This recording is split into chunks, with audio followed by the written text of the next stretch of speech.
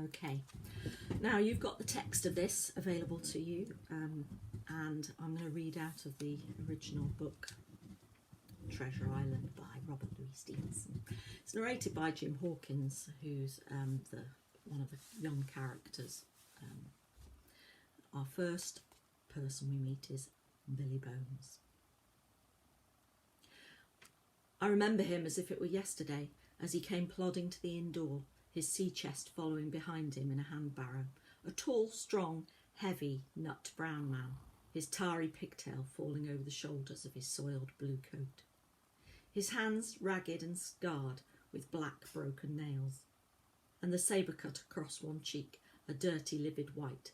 I remember him looking around the cove and whistling to himself as he did so, and then breaking out into that old sea song that he sang so often afterwards.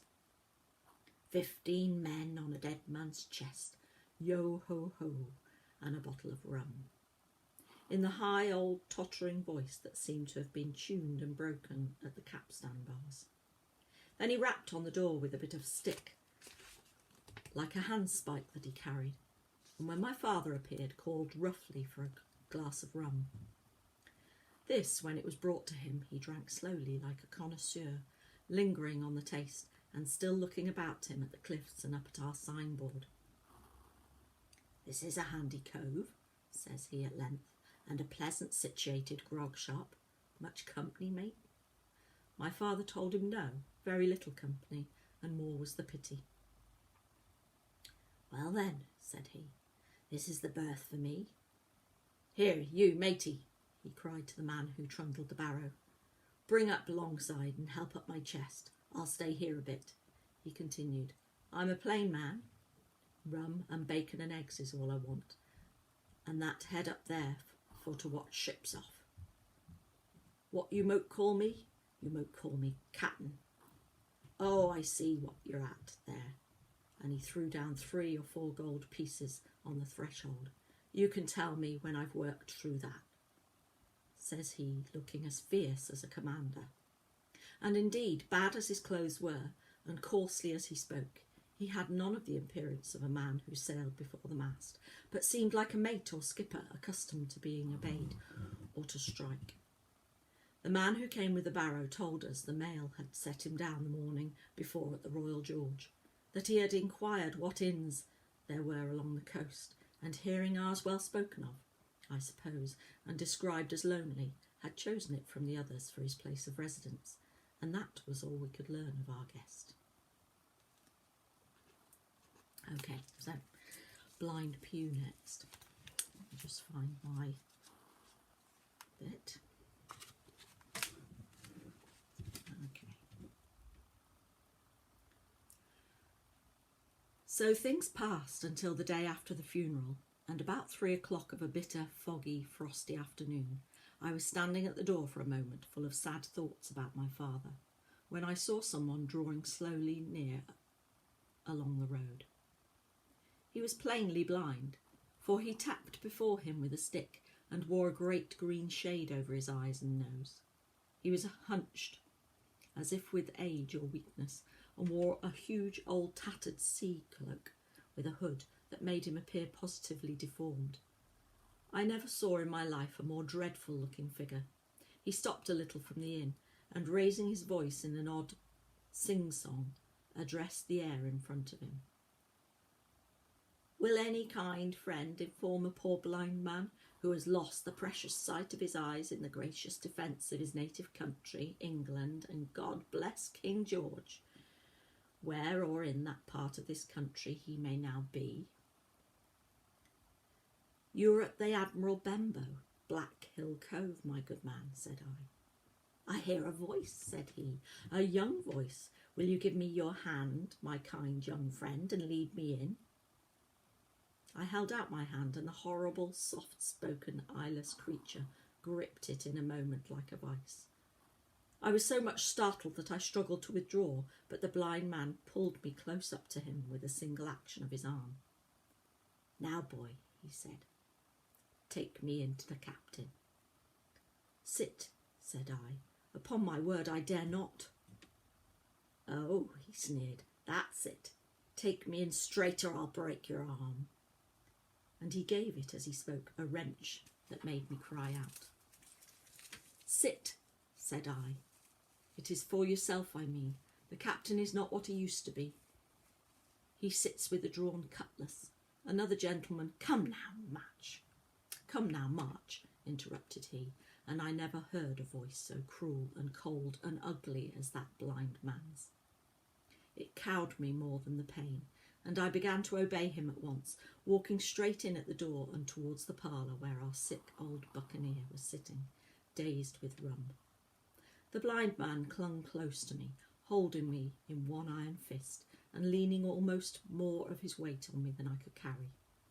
Lead me straight up to him, and when I am in view, cry out, "Here's a friend for you, Bill. If you don't, I'll do this." And with that he gave me a twitch that I thought would have made me faint. Between this and that I was so utterly terrified of the blind beggar that I forgot my terror of the captain, and as I opened the parlour door, cried out the words he had ordered in a trembling voice. The poor captain raised his eyes, and at one look the rum went out of him and left him staring sober. The expression of his face was not so much of terror as of mortal sickness. He made a movement to rise, but I do not believe he had enough force left in his body. "Now, Bill, sit where you are," said the beggar. "If I can't see, I can hear a finger stirring. Business is business. Hold out your left hand, boy. Take his left hand by the wrist and bring it near to my right." We both obeyed him to the letter, and I saw him pass something from the hollow of the hand that held his stick into the palm of the captain's, which closed upon it instantly. "And now that's done," said the blind man. And at the words he suddenly left hold of me, and with incredible accuracy and nimbleness skipped out of the parlour and into the road, where, as I still stood motionless, I could hear his stick go tap, tap, tapping into the distance. Right, and lastly, we meet Long John Silver on board ship. Hispaniola, I believe.